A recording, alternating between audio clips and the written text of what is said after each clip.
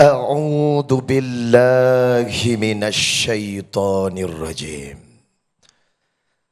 وإذ قال لقمان لابنه وهو يعظه يا بني لا تشرك بالله إن الشرك لظلم عظيم ووصينا الإنسان بوالديه حملته أمه وحنا على وحن وفصاله في عامين أن اشكر لي waliwalidayka ilayyal masir.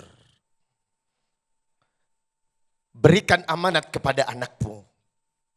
Ajarkan kalimat pertama yang harus ia pahami. Ya bunai, la tusyrik billah. Jangan pernah mempersekutukan Allah. Inna syirka la dzulmun adzim.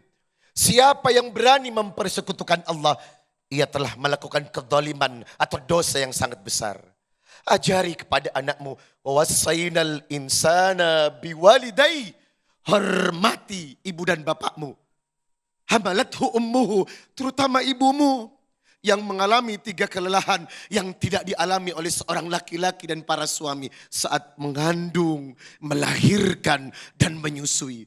Bersyukurlah kepada Allah dan kepada ibu bapakmu. Quran surah Luqman surat 31 ayat 13 dan 14. Sadaqallahul azim, maha benar Allah dengan segala firman-Nya. Assalamualaikum warahmatullahi wabarakatuh.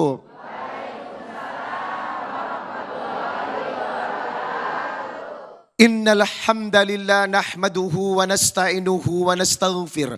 Wa na'udzu billahi ta'ala min sururi anfusina wa min sayyiati a'malina. May yahdihillahu fala mudhillalah wa may yudlil fala hadiyalah. Asyhadu an la ilaha illallah wahdahu la syarikalah wa asyhadu anna Muhammadan abduhu wa rasuluh la nabiyya ba'da.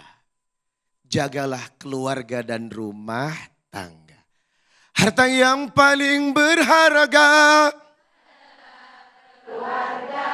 pelangi yang paling indah adalah keluarga. Masya Allah, semoga keluarga kita masuk surga.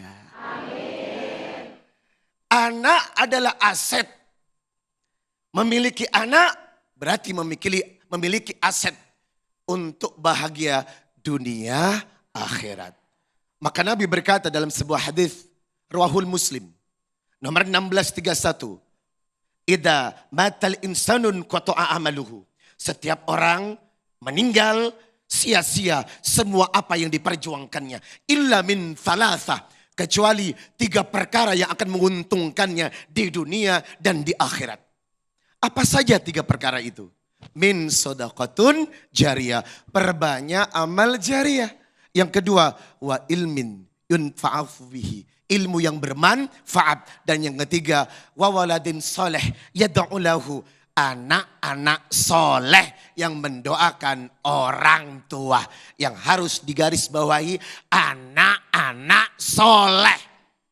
Kalau cuma sekedar mengandung, melahirkan, menyusui, punya anak, tapi anaknya tidak soleh, OMG, hello. Nggak dapat apa-apa. Halo Besti. Jangan cuma melahirkan, tetapi anak ini adalah amanat yang luar biasa. Tadi Ujai berkata dalam surat At-Tahrim, ya ayyuhalladzina amanu qu anfusakum wa ahlikum nara. Yang dikatakan jagalah dirimu dan keluargamu dari api neraka.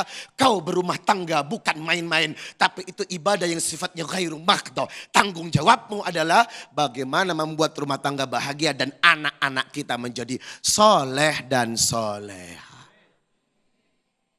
Pemirsa Dhamma Indonesiaku yang dimuliakan Allah. Apa tips dari Nabi? Apa tips dari Al-Quran? Agar anak kita menjadi soleh dan soleha. Yang pertama adalah doa. Karena soleh dan soleha itu hidayah. Mayyahdillahi. Siapa yang diberikan hidayah sama Allah, fahuwal muhtadi, maka orang itu akan menerima hidayah. Wa mayudlil faulaika humul khasirun. Yang tidak mendapatkan hidayah dia rugi. Makanya hidayah itu dijemput dengan doa. Ibu, dulu waktu berhubungan dengan suami baca doa tidak? Oh jujur. Doa berhubungan adalah dari Nabi, ya enggak? Apa doanya? Kok bismillah doang? Ibu, jangan-jangan ibu mendoakan dengan doa Allahumma lakasumtu, enggak kan? Jangan salah, berhubungan suami istri ada doanya. Allahumma jadi minasyaitana. Wajib ini syaitan ma razaqtana. Itu doa. Nabi berkata, siapa yang berhubungan badan membaca doa ini, maka anaknya terhindar dari gangguan setan. Wow. Doa enggak kemarin? Sebelum bikin anak berdoa. Itu ajaran Nabi. Agar apa? Dapat hidayah anak kita tidak diganggu setan dan tidak menjadi anak yang durhaka. Yang kedua, setelah anak itu lahir, proses dalam kandungan pun terus berdoa. Sampai anak itu lahir. Doa yang pertama yang diajarkan Nabi Ibrahim dalam surat 37 ayat 100, surat Saffat. Rabbi habli minas solihin. Doa yang kedua surat Al-Imran 38 yang diajarkan oleh Nabi Zakaria. Hunalika da'a Zakaria Rabbah. Qala Rabbi habli min ladunka dzurriyyatan thayyibah. Innaka sami'ud doa. Dan yang ketiga doa yang diajarkan oleh Allah dalam surat Al-Furqan. Surat 25 ayat 74. Rabbana hab lana min azwajina wa dhurriyyatina qurrata a'yun waj'alna lil muttaqina. Dahsyat. Kalau bibir kita basah dengan doa, saya yakin keturunan kita akan menjadi keturunan yang soleh dan soleha. Langkah yang kedua, bagaimana mendidik anak agar menjadi anak yang soleh dan soleha, tergantung perbuatan emak bapaknya. Halo? Emaknya begundal, anaknya begundal. Betul? Ismail tidak akan lahir dari seorang wanita, kecuali wanita itu sehebat Hajar. Betul? Nabi Isa tidak akan lahir, kecuali lahir dari rahim seorang wanita yang suci bernama Siti Maryam. Maka kelakuan orang tua menentukan masa depan anaknya. Orang tua yang bermaksiat, anak-anak akan punya masalah.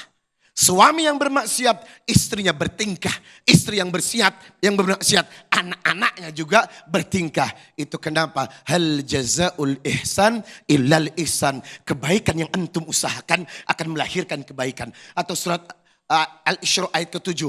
In ahsantum li anfusikum wa in asatum falaha. Setiap kebaikan yang kau usahakan akan lahir kebaikan. Tingkah laku anakmu bergantung pada dirimu. Ibu, itu kenapa ibu harus selalu soleh. Ibu, engkaulah manusia yang mulia, derajatmu 3 tingkat dibanding kau mengandung lagi, mengandung terus. Wow. Terakhir, pendidikan Nabi berkata, muru auladakum bis salati wahum abna sab'i sinin. Ajarkan anakmu salat 7 tahun. Wadribuhum alaiha. Pukul anakmu kalau tidak mau salat. Wahum abna asyri sinin. 10 tahun. Berarti 10 tahun anak yang tidak salat ada punishment. Ada hukuman yang lebih tinggi. Jangan biarkan anak Anda tidak sholat. Karena perintah pertama yang diturunkan nabinya untuk keluarga kepada anaknya. Muru auladakum bis sholati. Didik anakmu untuk mengenal sholat. Wa farriku bainahum fil madoji. Dan pisahkan tempat tidurnya di usia 10 tahun. Jangan mau seorang anak tidur dengan ibunya di atas 10 tahun. Akhirnya terjadi perzinahan antara ibu kandung dengan anak kandungnya. Berita sudah banyak menjadi saksi kelalaian kita kepada hadis Nabi. Semoga apa yang dikabarkan Quran dan lisan Rasulullah menjadi kekuatan kita. Menjadikan anak-anak kita soleh dan soleha. Amin. Ya Rabbal.